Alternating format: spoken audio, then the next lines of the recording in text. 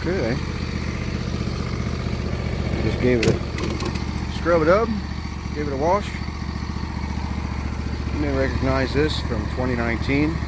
L118 had a bad oil leak. Look down there. He does not have a bad oil leak. Still running pretty good. But decided to, over the last week or so, consume oil. So let's do some quick diagnostics. I kind of already did, but just for you. Well, fire her up. Ooh, see that puff?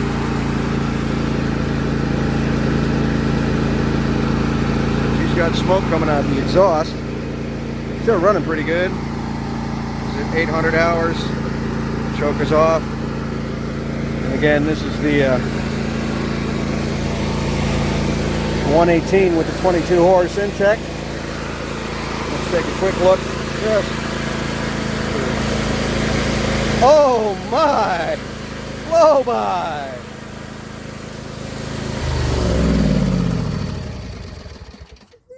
All right, yeah. All right, these things eat rings. They also eat pistons. At 800 hours, this probably doesn't have the bores completely toast.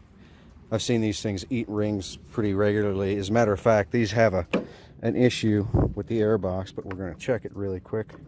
I'm going to just quick check this, and of course I'm going to wipe off all that oil I just blew all over the thing. But yeah, she's got some blow by. She's consuming some oil. Again, I keep checking the oil every time I run her, and she runs good. And I just finished the lawn and gave her a washy wash, but you know, I noticed a couple of weeks ago she started to consume some oil, and it really wasn't smoking or anything, and I didn't see too much blow by, but I do, you know, mow the lawn once a week, and over the last 2 weeks she's just getting worse and worse. Now you can see a little bit of draw through there, but and again, that could be the whole thing. It's sucking dust. Who knows? But again, that's seems to be okay.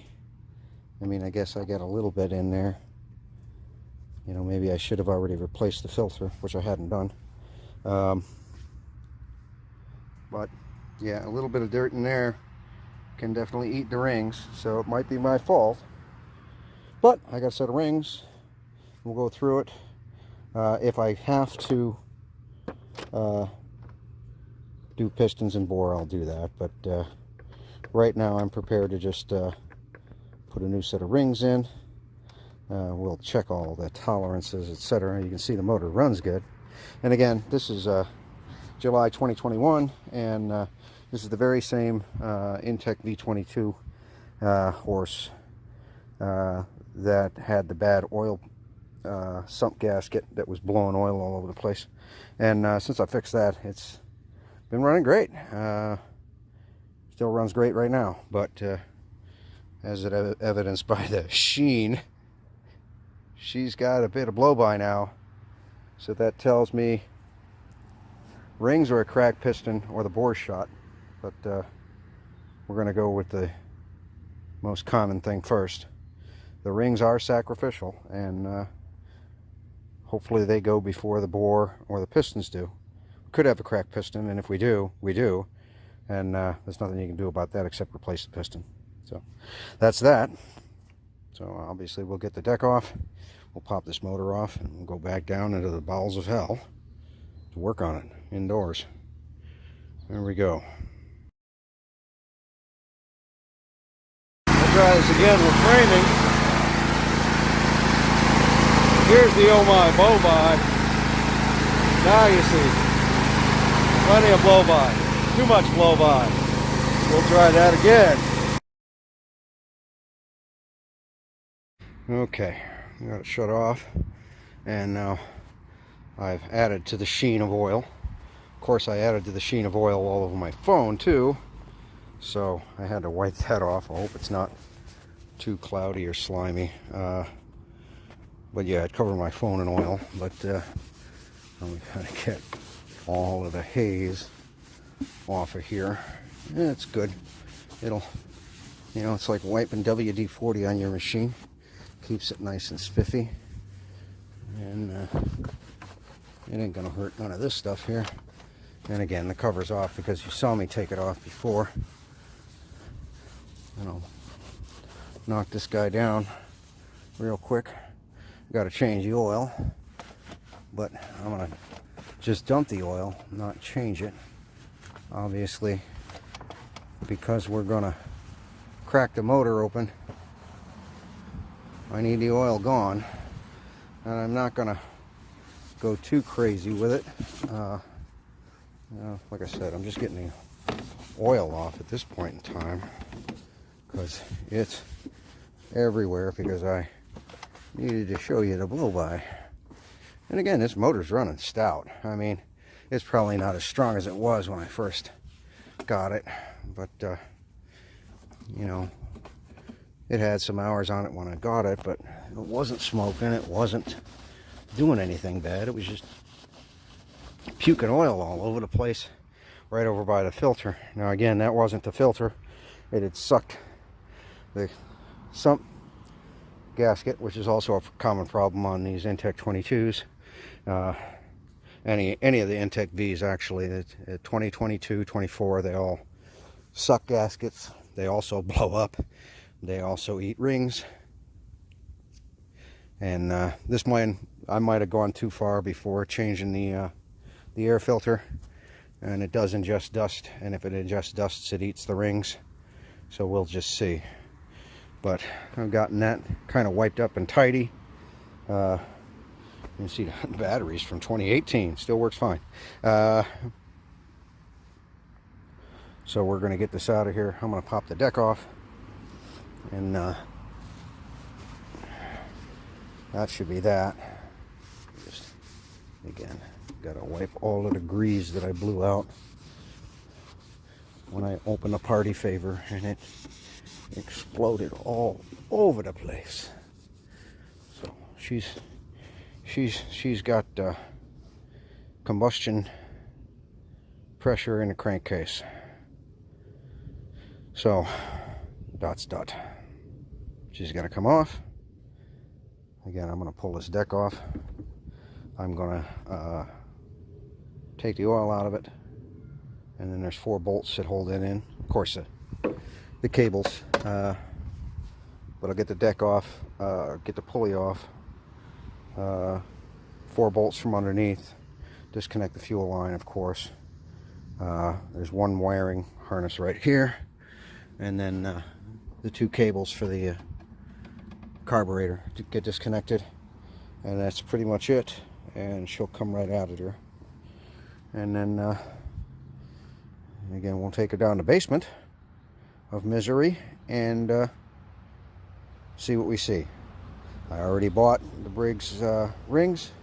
I did not buy Chinesium. I bought original Briggs, but they're made in China too.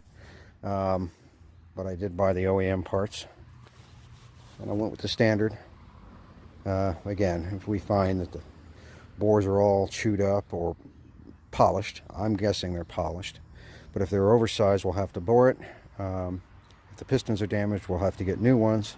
I'm just taking a chance that she just ingested too much dust and just polished the rings, which is an easy fix on these. And if you catch it before it grenades the motor, and the pistons are in spec, and cylinders are in spec, and rings, the new rings, go back to spec, it's an easy fix. And you know, the rest of the motor is in pretty good shape. So unless I find something catastrophic inside, throw a new set of rings in it and see how she fares.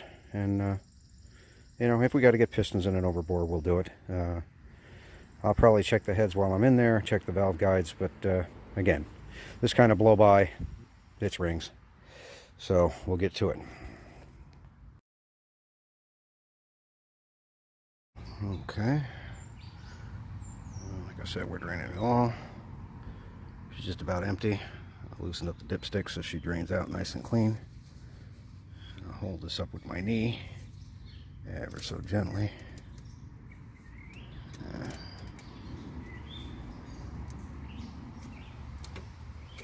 Jeez. Yeah. Just stick a can up there. You put a drip pan, but it just spills oil all over the place, and you know, yeah, this oil's hot. It's a bit toasty on my hands and my knee, but it's fine. And I've also got the mower leaning over this way, so that works out. There we go.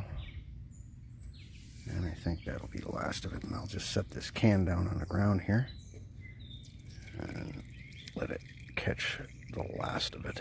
There we go. Oh, there we go. Again, it's just going to be easier for me to do it this way because it just is lighter, frankly. But I have to pick it up and carry it around. And you know, I can pick it up, but the lighter it is, the better off, right?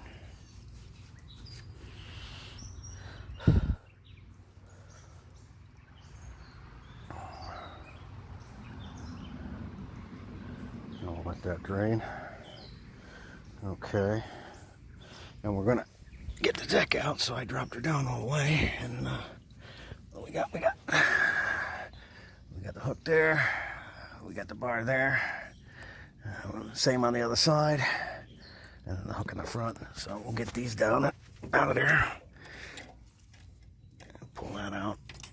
Okay, and pull this one out, and then washer. There we go.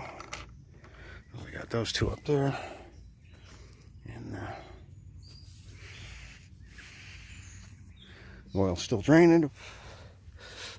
Of course, we'll have to be careful when we're pulling the deck out that we don't do something goony and knock the oil over. We'll go around the other side, and we'll go ahead and grab that funny clip, which has to come up like so. Framing. Let's see, it's got a funny clip. I'll pull that washer off of there. Okay. Got that one up under here.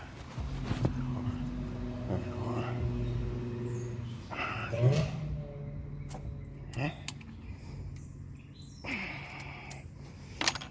Alright.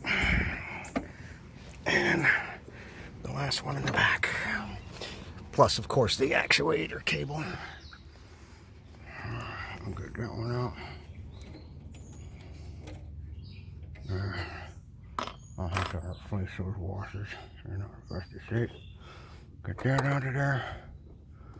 Okay, that just slides this way.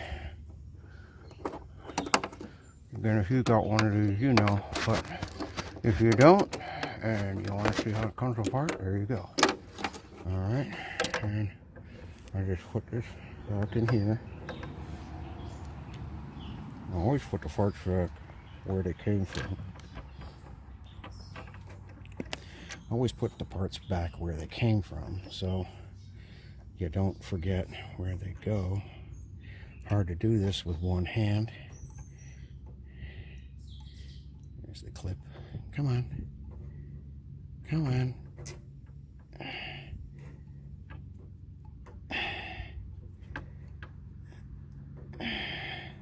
Alright, I gotta turn it off, but you get the point. Clip here, clip on the other side, same way. Two of them, one up there and one clip right here. The whole thing drops to the ground, you drag it out. Yeah, and pop off the belt, of course.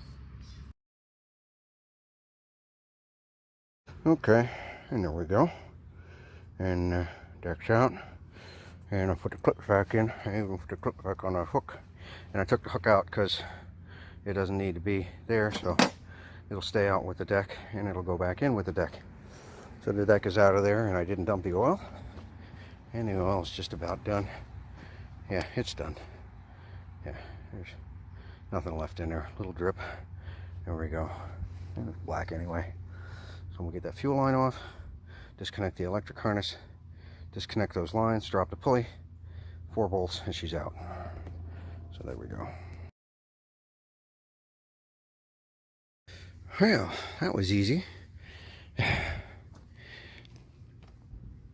Yeah, those of you with sharp eyes know I also disconnected the battery and pulled the muffler cover off first so that I could get at it. But then it's just 4 bolts. That wiring harness right here is just sticking out there. That wiring harness there for the motor, the starter wire. Battery's disconnected, of course, both terminals, and carburetor cables I just loop back up into here. The bed cables are hung up in here. That's the bed actuator.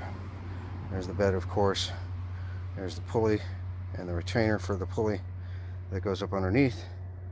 And then, of course, there's the motor. And I'll drag that downstairs and we will get to work on the motor once I put the rest of this crap away. But she's done until she's done. And like I said, I already got the rings, so hopefully I get it knocked out by this weekend. Even if I don't, I slap her back together because I got the lawn to mow next weekend. But this lawn's mowed, so I'm good to go until next weekend. Here we go. Of course I put it on a cart. I'm not going to walk it all the way around the house. It's a handy way to do it. Are they spying on me? I don't know. Just out in the front yard. And they're flying right over my damn house. Really? As long as they don't land in my yard. That pine tree's just too damn big. That would be a problem. Not a lot of places to land here either. Huh. Well, that was surprising. Back to work. Oh boy, here's another one.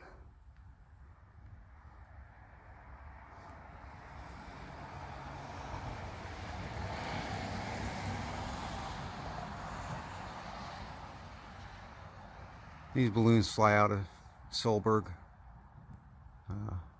this New Jersey ballooning festival flies out of, so they come by here all the time. There was one earlier that went by already. This is the 3rd one so far.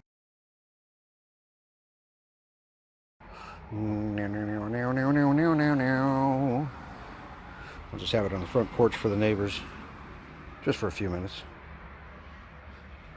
Got to keep up the redneck cred.